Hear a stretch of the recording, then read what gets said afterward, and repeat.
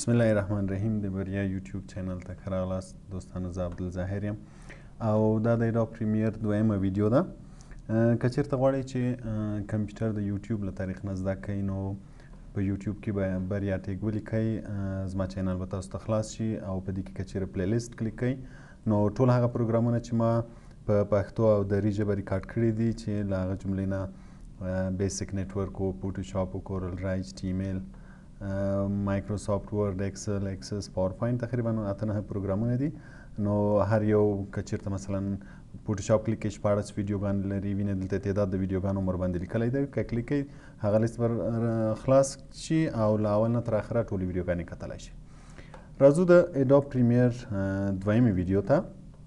په اوله ویډیو کې موږ د اډوب پریمیر معرفي ویلې وه چې که چېرته یو نوی پروجیکټ غواړو یا کوم پروجیکټونه چې مو سیف کړي نو له دې ځای نه به یې خلاصوو. فعلا به زه نوی پروجیکټ کلیک کړم او په دې هکله موږ ویلي وو که چېرته غواړو چې سیو یې کړو، په کوم ځای کې سیو کړو، لوکیشن یې او بعضې سیټینګونه مو هم دلته ویلي وو. نو اوکې به کلیک کړو تر څو موږ ته یو نوی پروجیکټ خلاص شي. پروجیکټ چې کله خلاص شي بیا هم ورک سپیس باندې خبره کړې وه چې موږ تاسو ته دغه ورک سپیس خلاصېږي چې په دې کې دلته موږ تاسې ضروري 4 پانل لرو چې په هغه کې یو سورس پانل ده، پروجیکټ پانل او پروګرام او ترڅنګ یې ټایم لاین ده. نو کله چې موږ غواړو تغیرات راولو کولی شو پانلو کې تغیرات راولو او کله که غواړو چې فایلونه خلاص کړو نو پروجیکټ پانل کې به یې خلاصوو. د خلاصېدو لپاره موږ تاسې امپورټ هم ویلی وو او دلته ډبل کلیک مو هم ویلی وو. که چېرې ډبل کلیک وکړو هم یې خلاصولی شو، امپورټ نه هم خلاصولی شو. زه به امپورټ له لارې نه یو څو ویډیوګانې راخلاصې کړم. مثلا فعلا به دغه یو ویډیو ده چې کله زه ډبل کلیک ورباندې وکړم دا به دلته را امپورټ شي.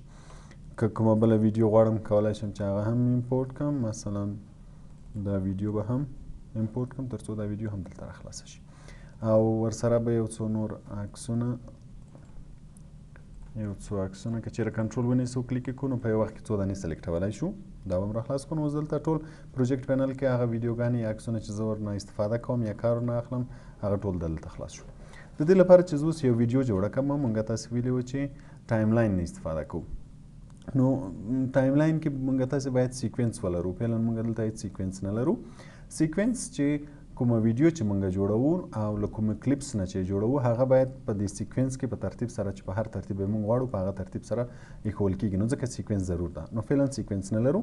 د سیکوینس د جوړېدو لپاره موږ تاسې مختلف طریقې لرو چې مثلا کولی شو دلته نیو سیکوینس کلیک کړو یا مثلا فایل کې راشو نیو دلته سیکوینس کلیک کړو. که چېرته له دې ځای نه سیکوینس کلیک کړو دلته موږ تاسو ته بعضې سیټینګونه راځي چې په دې اړه موږ مخکې په اوله ویډیو کې خبرې کړې وه چې ایچ ډي فول ایچ ډي یا څه رقم سیکوینس غواړو یا څه رقم پروجیکټ غواړو. ترڅنګ یې دلته سیټینګ شته، دلته هم موږ تغیرات راوستلی شو په اډیو ویډیو سیټینګو کې. او دا کوم سیکوینس چې دلته خلاصېږي دا څو ټریکس ولري. په دې کې موږ تاسې ویډیو ټریکس او اډیو ټریکس لرو. نو کوم سیکوینس چې موږ بای ډیفالټ اوس اوکې کوو دا 3 ویډیو ټریکس لري او 3 اډیو ټریکس لري چې موږ یې چینجولی شو تعداد په اندازه د ضرورت باندې چې هر څومره ټریکس غواړو مثلا زه ورته هم 4 یا 3 یا دا وروسته هم کم و زیات کولی شو. نو چې کله زه دا اوکې کړم دلته به وینئ یو ټایم لاین را خلاص شي او په دې کې به ویډیو او اډیو ټریکس شي. وینئ دا ویډیو ټریکس ول او دا اډیو ټریکس ول او دغه ځای کې به هم دا سیکوینس په هر نمبر چې موږ جوړ کړی لکه سیکوینس 1 نوم و دلته جوړ شو او دلته دغه علامې ته که پام شي وینئ دا د سیکوینس علامه ده. په عکسو باندې وینئ دا علامې نشته، په ویډیو باندې دغه علامه وي چې ویډیو او اډیو ښیي او په سیکوینس باندې به بیا دا علامه ښیي. که چېرې مثلا زه دا سیکوینس کله کلوزوم نو بیرته چې په دې ډبل کلیک وکړم دا سیکوینس دلته ماته خلاصېږي. نو کله چې سیکوینس خلاص شو دا وینه دویمه طریقه شو. موږ ډایرکټ هم جوړولی شو که زه کله سیکوینس غواړم ډیلیټ یې کړم کله به یې سلیکټ کړم ډیلیټ به شي. بله طریقه یې چې کله زه مثلا دا کلیپ غواړم چې په سیکوینس کې راشي نو زه کولی شم چې دا کلیپ ډایرکټ ونیسم او ډریګ اینډ ډراپ په دې نیو باندې کلیک خوشې کړم نو هم به دا کلیک په سیکوینس کې راشي او هم به سیکوینس دلته خپله جوړ شي. که چېرې زه څو دانې کلیپونه سلیکټ کړم هم کیدای شي مثلا که چېرته زه دا یو څو دانې عکسونه په یو وارې کنټرول ونیسم او کلیک یې کړم تر څو سلیکټ شي او اوس یې په دې سیکوینس باندې خوشې کړم نو ګوره هغه په منظم ډول باندې به یو وارې یو عکس بیا به دویم وي بیا به دریم وي. وینئ دا زموږ ویلي وو چې فاینل ویډیو دلته راته ښکاره کوي. نو وینئ دا اول عکس شو، دا دویم عکس شو او دا هم دریم عکس شو. نو په دې طریقه هم موږ تاسې کولی شو چې سیکوینس جوړ کړو. یا کولی شو چېرته غواړم دا سیکوینس بیرته ډیلیټ کړم نو کولی شم دلته کلیک کړم او ډیلیټ بټن پریس کړم دا سیکوینس هم ډیلیټ کړم. موږ تاسې سورس پینل ویلی وو چې کله یو ویډیو په اولي حالت کې غواړو چې چیک یې کړو نو کولی شم چې زه دلته سورس پینل کې دلته ډریګ اینډ ډراپ کوم او دلته کولی شم چې ویې ګورم اول تر اخره چې دا ویډیو څومره ده. نو له دې ځای نه هم چې کله موږ تاسو کلیپ سورس ته واچوو که چېرته دلته سیکوینس جوړ هم نه وي او زه په دې کلیک ونیسم ډریګ اینډ ډراپ یې کړم دلته، نو دلته به ماته سیکوینس جوړ شي او دا کلیپ به هم پکې یو ځای شي. کله کله که چیرې موږ دلته ډایرکټ له نیو نه سیکوینس جوړ کړو، دا سیکوینس به زه بیرته ډیلیټ کړم، له نیو نه سیکوینس جوړ کړم او سیټینګ یې له دې ځای نه انتخاب کړم چې مثلا ایچ ډي وي که فول ایچ ډي وي، هغه ټوټل د سیکوینس سیټینګ له دې ځای نه انتخاب شي. نو کله چې بیا زه په دې کې ویډیو کلیپ دلته ځای په ځای کوم یا له دې طریقه یا ډایرکټ، نو بعضې وختونه ممکن چې دلته مسج راکړي. مسج په هغه صورت کې راکوي چې موږ تاسې د ټایم د سیکوینس سیټینګ یو شی انتخاب کړی وي او د دې سیټینګ بل شی وي. مثلا موږ تاسې د سیکوینس لپاره فول ایچ ډي انتخاب کړی وي او دا ویډیو چې وي ایچ ډي وي، یا مثلا دا فول ایچ ډي وي موږ تاسې سیکوینس لپاره ایچ ډي انتخاب کړی وي، نو بیا دلته موږ تاسو ته یو مسج راکوي چې د ویډیو او د سیکوینس سیټینګ ماچ نه دي، مختلف دي سره، غواړي چې چینج کې که چیرې زه چینج کړم نو د دې سیکوینس سیټینګ به د دې کلیپ په اندازه شي، او که چیرته غواړم چې په همدغه اندازه پاتې شي نو بیا به کیپ اگزیسټینګ کلیک کوم. نو اوس که وګورو ممکن چې یا به دا ویډیو غټه ښکاره شي یا وړه. اوس ګورو ویډیو دلته غټه ښکاري، ممکن دا فول ایچ ډي و دا له دې نه سایز زیات وي.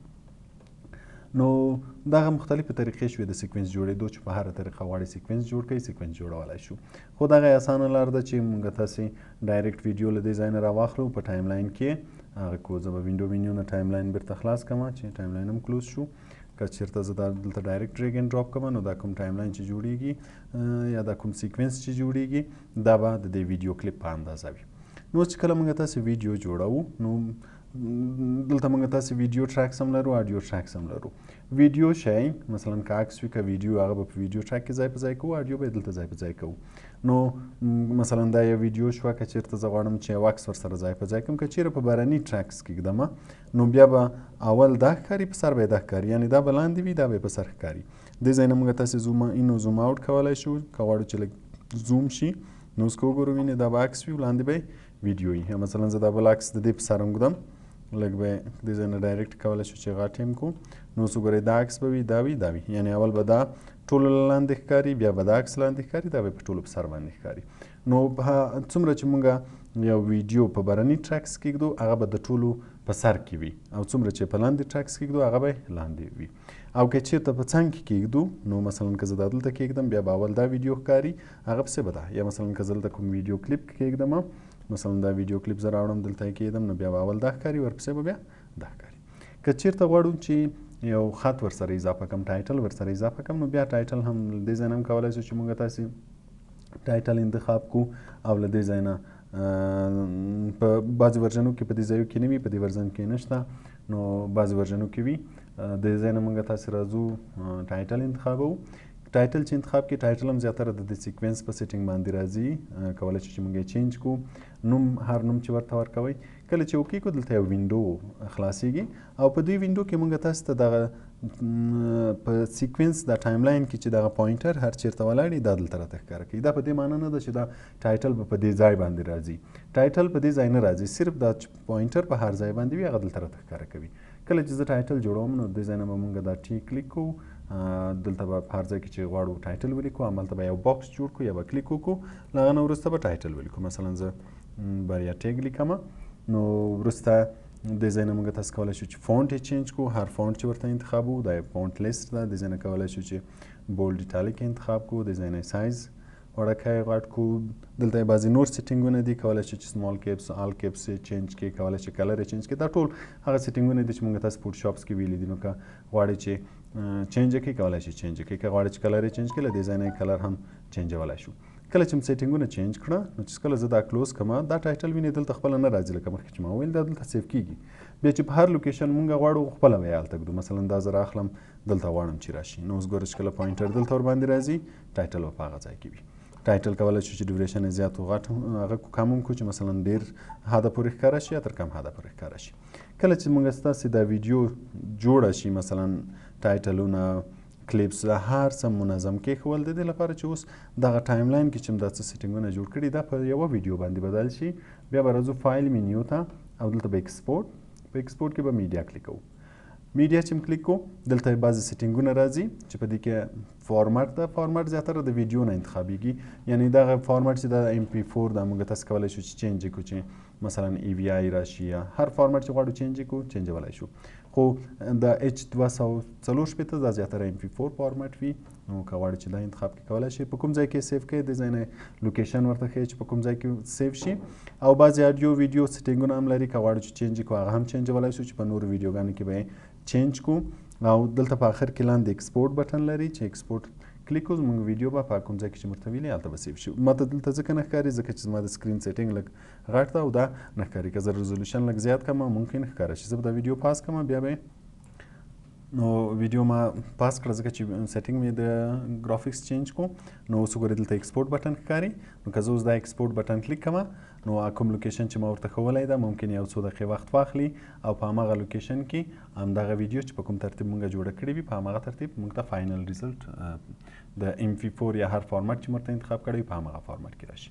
دا شو دوستانو د نن ورځې ویډیو. خدای دې وکړي چې ویډیو مو خوښه شوې وي. که چیرې مو خوښه شوې وي نو چینل در سره سبسکرایب کړئ تر څو نویو ویډیوګانو ته هم لاسرسی ولرئ.